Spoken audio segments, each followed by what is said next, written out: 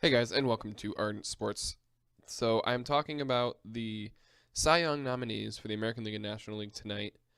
My picks on who I think will win, and also just a little analysis on how they did this season. But before we get into that, just a recap of the week so far. Shohei Ohtani and Ronald Acuna Jr. won Rookie of the Year, and Bob Melvin and Brian Snitker won Managers of the Year. Snicker didn't surprise me too much. I thought Council might have gotten it more, but overall, I'm not surprised with Snicker. Melvin did surprise me though. Granted, yeah, his team was in last place for most of the year, and he ended up getting a wild card spot. But with that being said, I thought that Cora, first season and won the World Series. I thought he would have had it for sure. I didn't see who finished in second for Manager of the Year. I gotta go back and look at that. But so those are my takes on Manager of the Year. Going into the Cy Young now, let's start with the American League because that's what I have pulled up.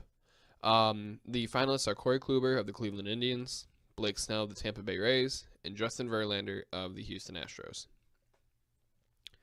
Let's start with Kluber.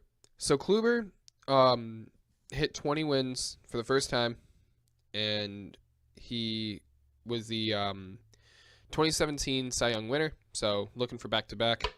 He had a 2.89 ERA along with 222 strikeouts and 34 walks.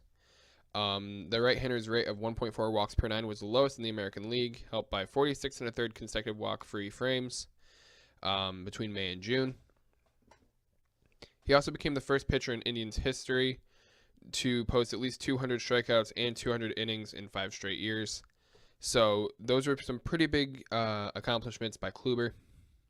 Like I said, the 20 wins was the first time in his career, and him and Blake Snell, another Cy Young finalist, were the only two pitchers in the American League to notch 20 wins this season. Actually, scratch that. They were the only two to have it in the majors this season. So, kind of fitting that they're both nominees. I totally just lost everything I had here. There we go. So, I don't know. With Kluber, he missed some time due to an injury. I want to say it was his knee, but I could be wrong. I don't know. Do I feel like Kluber deserves it? I do and I don't. In my opinion, he didn't put up the best numbers, but he was definitely up there. Definitely rightfully considered, if I could speak.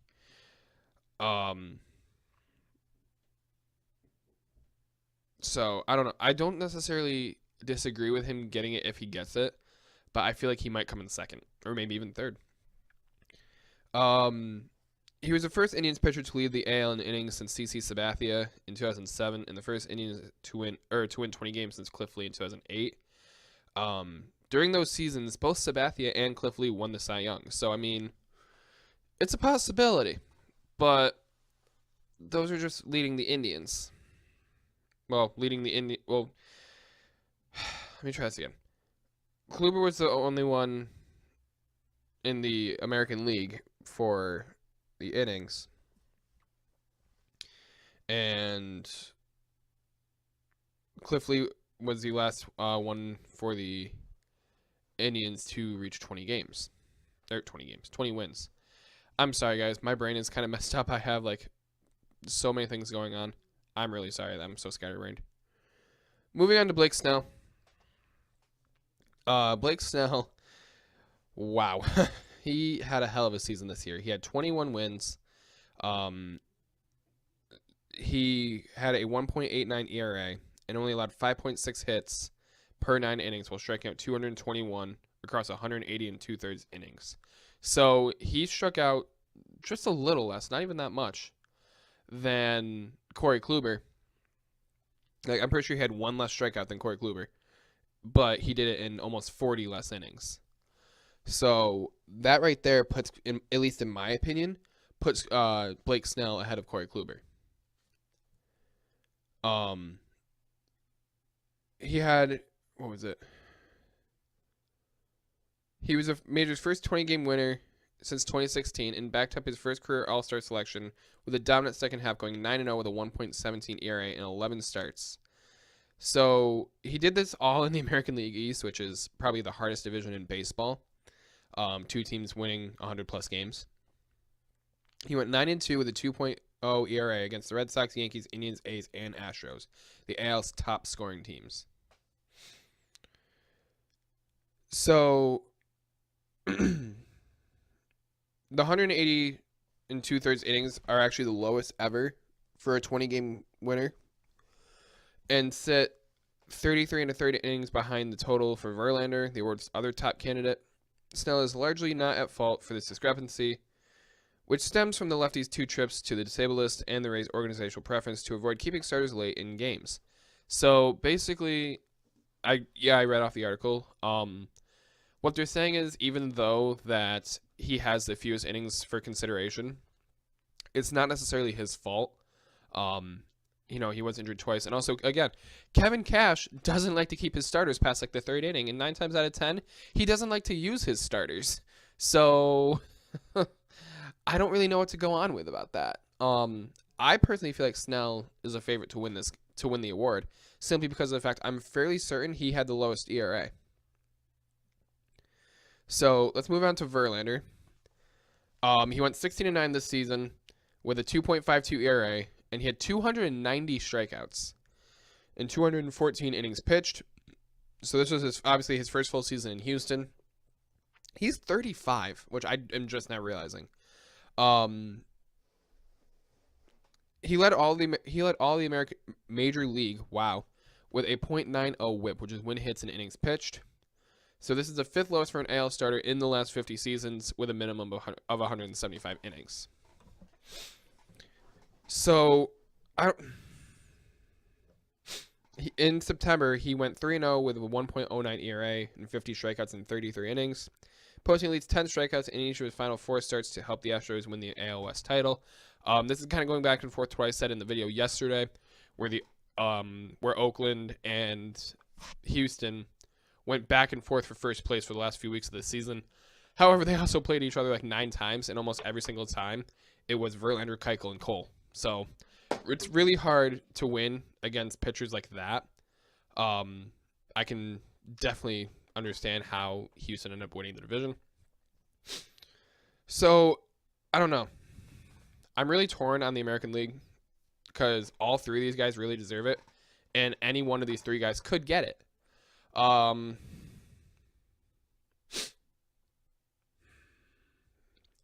know what? I'm going to give it to Blake Snell, even though he had the fewest amount of innings pitched this year. But he had, I think, he had the fewest strikeouts too. But he also had the lowest ERA, which is a plus. He had I believe he had the most wins. So overall, the stats balance out, where I could definitely see Blake Snell getting it. But if it's not Blake Snell, which that is my official pick, I'd expect it to be Justin Verlander. So now let's move on to the National League, where we have Jacob deGrom, Max Scherzer, and Aaron Nola. So I think this is the first time, at least in a while, that all 3 candidates are in the same division. So let's start off with deGrom. Statistically, he was the best pitcher in the National League, hands down. He had, let's see, what was it? He had a 1.70 ERA, which is actually lower than Blake Snell's. He went on, let me just pull this up differently. I'm sorry, guys.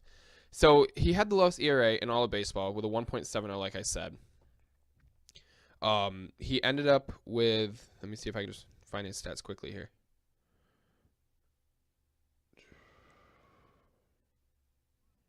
Where the hell is he? There he is.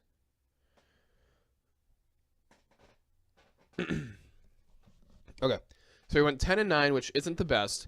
A 1.70 ERA, 217 innings pitched, 269 strikeouts, and a .91 WHIP. Again, statistically, he had the best stats in all of baseball. There's no reason that he couldn't and shouldn't win the National League Cy Young. Do I think he will? I feel like there are going to be a few things that kind of go against him here. But one thing I think about with Jacob deGrom is, obviously, last season he had the insanely long hair. He goes in this year, or in the offseason, he goes and cuts it, and he goes, what was it? Something to the effect of my speed rate on my fastball is now zero point 0.6 miles per hour faster or something like that, which I thought was funny. But I find it funny that he cuts his hair and does insanely well. So I know that really doesn't have too much to do with it, but I still kind of find it funny.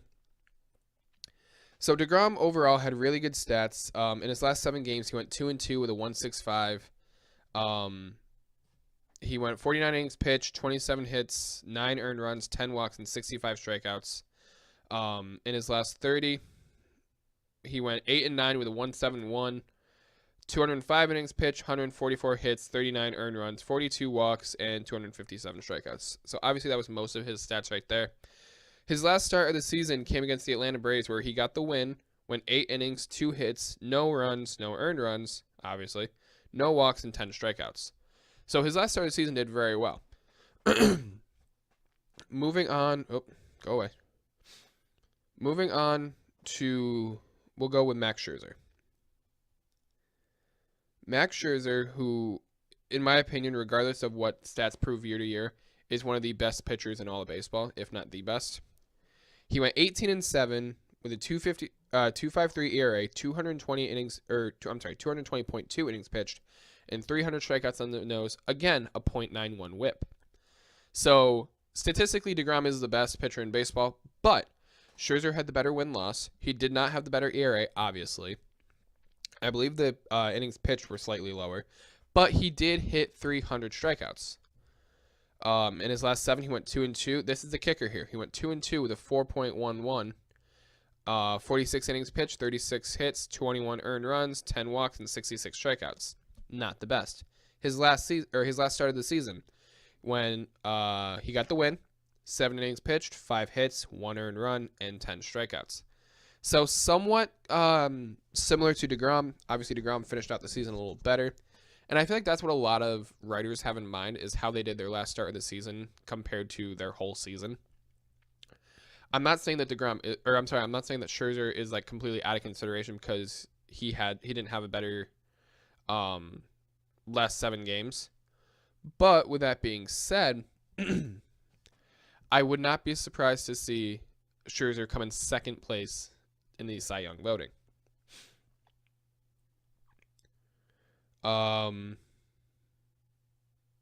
Moving on to Aaron Nola. Aaron Nola is still a very young pitcher. I believe this is only his his second full season, 3rd season overall, I believe. No, I'm sorry. This is his 3rd full season, 4th overall. My bad. So he went 17-6, 2.37 ERA, 212 innings pitched, 224 strikeouts, and a .97 WHIP. So Nola definitely had the least amount of overpowering stats, I guess you could say. The win-loss is right up there with Scherzer, but the strikeouts is right there with DeGrom. I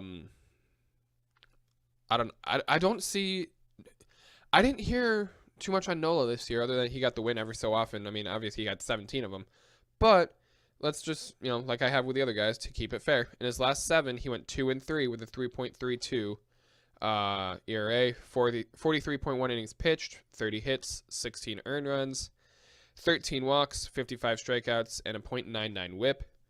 In his last start of the season, he went 1-0. Well, he got the win with 7 innings pitched, 2 hits, no earned runs, 4 walks, and 8 strikeouts. So I don't know.